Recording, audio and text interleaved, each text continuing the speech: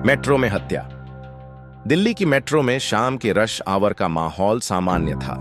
लोग एक दूसरे से टकराते हुए अपनी जगह पाने की कोशिश कर रहे थे। उनके चेहरे पूरे दिन की थकान से झलक रहे थे।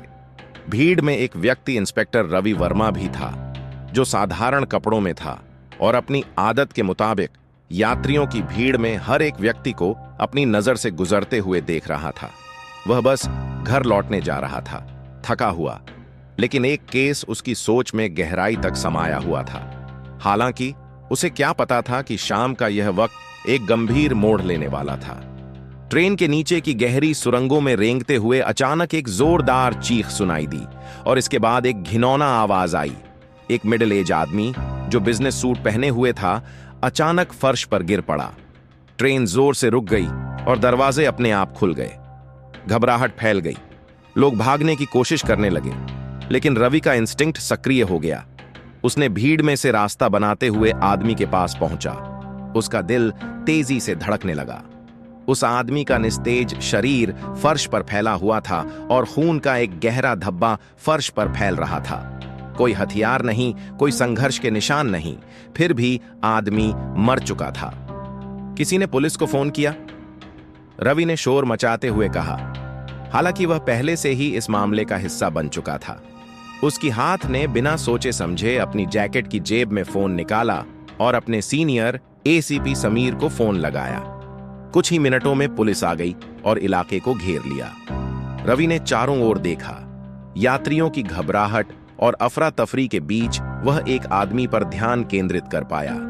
वह आदमी जो पिछले हिस्से में खड़ा था, कुछ ज्यादा ही शांत और सामान्य नजर आ रहा था। उसकी नजरें रवि से मिलीं, लेकिन उसने तुरंत नजरें झुका लीं, जैसे कुछ छिपाने की कोशिश कर रहा हो। यह रवि के लिए एक संकेत था, कुछ तो गड़बड़ था। तुम कहां थे जब यह हुआ?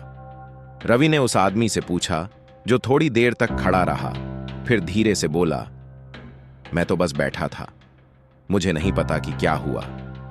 रवि का विश्वास उस पर नहीं था। उसकी आवाज में कुछ था जो सही नहीं लग रहा था, लेकिन अभी कोई ठोस प्रमाण नहीं था। जांच जारी रही। पीड़ित की पहचान अश्विन कुमार के रूप में हुई, जो एक कॉरपोरेट कार्यकारी था। उसकी कोई खास दुश्मनी नहीं थी, कोई संघर्ष के निशान नहीं थे और उसकी कोई चीज चोरी भी नहीं हुई थी। उसका बटुआ, फोन और घड़ी सब कुछ बरकरार था। मृत्यु का कारण जहर। पहला सुराग। जो एकमात्र सुराग मिला वह था अश्विन के हाथ में कसकर पकड़ी हुई एक छोटी सी कागज की पर्ची। उस पर कुछ हिंदी में लिखा था, देखो, हर राज की चाबी खुद के अंदर होती है। रवि ने उस नोट को ध्यान से देखा और उसके भीतर एक अजीब सा डर महसूस हुआ। यह एक सामान्य हत्या नहीं थी, यह कुछ साजिश के तहत किया गया था।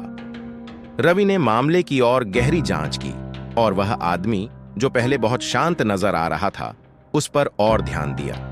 उसका नाम विक्रम देसाई था, जो एक व्यापारी था और पीड़ित के पास ही बैठा था।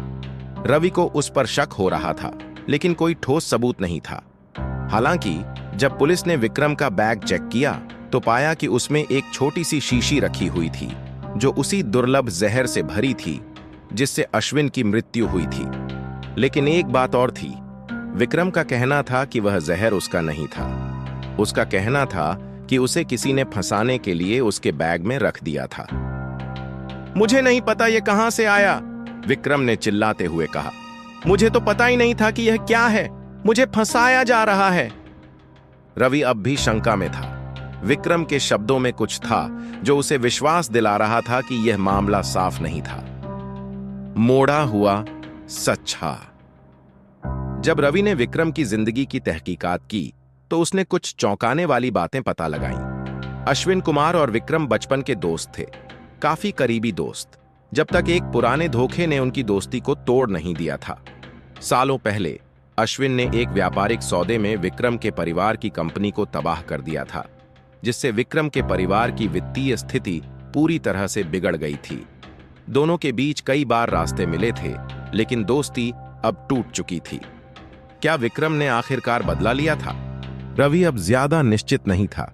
मामला बहुत साफ लग रहा था, बहुत परफेक्ट। ऐसा लग रहा था जैसे किसी ने उन्हें विक्रम पर शक करने के लिए मजबूर किया हो। लेकिन कौन? अंतिम खुलासा। जब रवि ने अश्विन के घर की तलाशी ली तो उसे अंतिम पंक्तियां मिली। एक वसीयत जिसमें एक अज्ञात लाभार्थी का नाम था और एक अजीब सा पत्र जो केवल 1 हफ्ते पहले लिखा गया था। अश्विन ने अपने पत्र में उस राज्य का खुलासा किया था जिसे वह कभी नहीं साझा कर सका था। रवि ने पत्र को पढ़ा और उसके हाथों से कागज गिर पड़ा। अश्विन ने लिखा था, विक्रम, मुझे माफ कर दो। तुम नहीं जानते, लेकिन मैंने तुम्हारे परिवार के साथ धोखा किया था। मेरे पास कोई विकल्प नहीं था। उन्हें मुझे मजबूर किया था और अब मैं उस अपराध के साथ नहीं जी सकता। अश्विन अपने अपराध का पश्चाताप करना चाहता था, लेकिन लगता था कि अब बहुत देर हो चुकी थी। रवि जल्दी से मेट्रो स्टेशन लौट आया, जहां जांच की शुरुआत हुई थी। उसके भीतर एक अजीब सी शंका थी कि सच्चाई एक आखिरी गवाह के पास छिपी हुई थी। वह अजनबी आदमी जो इतना शांत था, जो हर घटना को बड़ी तसल्ली से देख रहा था, वह आदमी जिसने सब कुछ देखा था और फिर भी चुप था। जब रवि ने उससे बात की तो आदमी बस मुस्कुराया। तुमने सब समझ लिया है ना इंस्पेक्टर? उसने ठंडे स्वर में कहा, जैसे उसे किसी बात का कोई पछतावा नहीं हो। वह आदमी कोई अजनबी नहीं था, वह विक्रम का एक और पुराना दोस्त था, और यह उसकी सजा थी। एक सजा जो इतनी सटीक थी, इतनी बारीकी से रची गई थी कि यहां तक